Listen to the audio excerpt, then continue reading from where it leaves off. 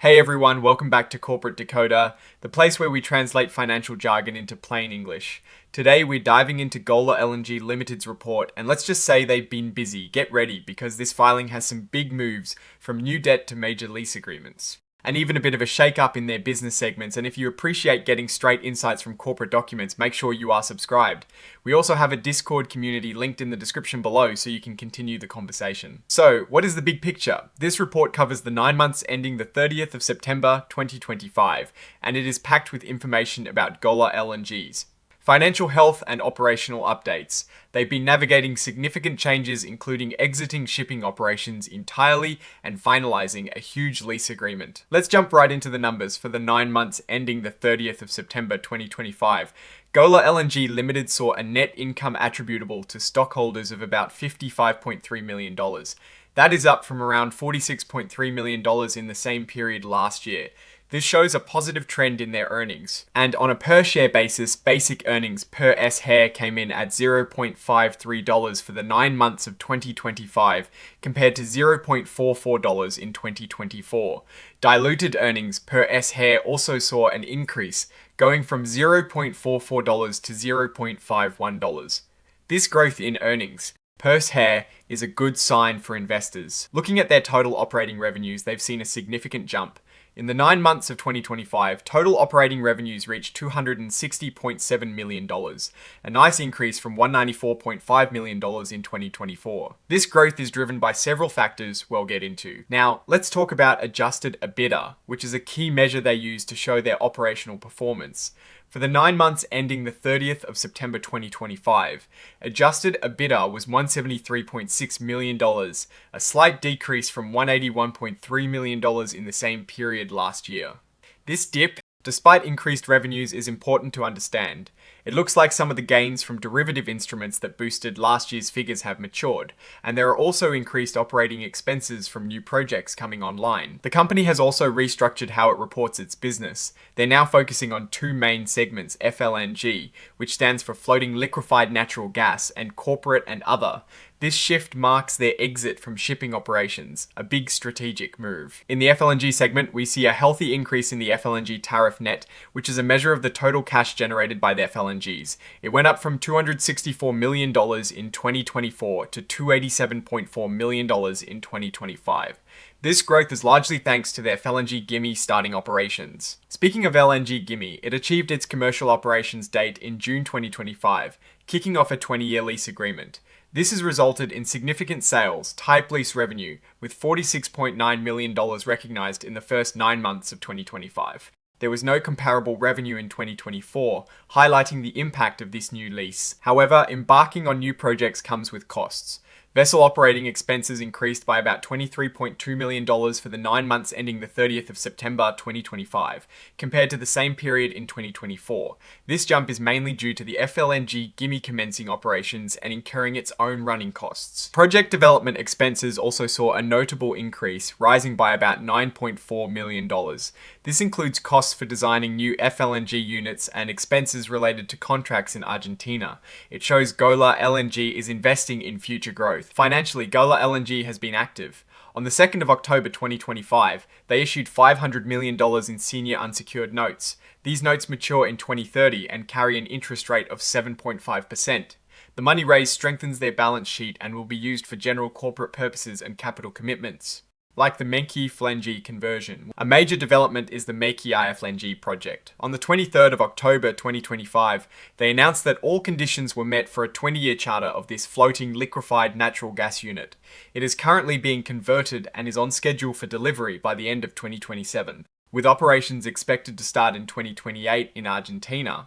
This project is a significant part of their expansion strategy. In a move to return value to shareholders, GOLAR LNG approved a new $150 million share buyback program in November 2025, after their previous program was fully used. They also declared a dividend of $0.25 per S-Hair in November 2025. And keeping with their focus on financial flexibility, in November 2025, they entered into an agreement to refinance the FLNG GIMI debt facility for $1.2 billion. This is a big refinancing aimed at optimizing their debt structure. Hillis Oil Derivative Instrument, the company's hedging activities have also had an impact. For the 9 months of 2025, they reported a realized gain of $51 million from oil and gas derivative instruments, down from about $107.6 million in 2024. This decrease is largely due to commodity swaps maturing at the end of 2024. Meaning some of the significant gains from last year are no longer recurring. Hillis Gas Derivative Instrument, on the unrealized side, they recorded a loss of about $72.5 million on oil and gas derivative instruments in 2025, compared to a loss of $87.6 million in 2024. While still a loss, the figures show some improvement, reflecting changes in market prices and contract terms. GOLAR LNG also had gains from its investments in other companies. For the 9 months ending the 30th of September 2025, net income from equity investments was $9.96 million, a significant improvement from a loss of $3.29 million in the prior year. This increase is largely due to the sale of their stake in Avenir L.N.G Limited in February 2025. Looking at their liquidity as of the 30th of September 2025, they had $677.6 million in cash and cash equivalents, which includes $66.4 million in restricted cash. This restricted cash is tied up for various purposes, like debt service reserves and contractual obligations. Overall, their total cash, restricted cash, and short-term deposits stood at $677.6 million at the end of September 2025, a decrease from $716.6 million at the beginning of the year. This reduction is mainly due to significant investments in assets under development. Their operating activities provided $340.9 million in cash for the first 9 months of 2025, a strong increase from $154.8 million in 2024. This improvement is driven by increased cash flows from FLNG GIMI activities as it became operational and started generating revenue. Investing activities, however, used a substantial amount of cash. $661.7 million was used in investing activities in 2025, a significant increase from $204.3 million in 2024. This is primarily due to large capital expenditures on FLNG conversion projects, including the MKE FLNG conversion. On the financing front, they provided $281.8 million, up from $102.1 million in 2024. This increase is largely due to the proceeds from issuing convertible bonds. Now, a quick look at their balance sheet. As of the 30th of September 2025, total assets stood at $4.68 billion, up from $4.37 billion at the end of 2024.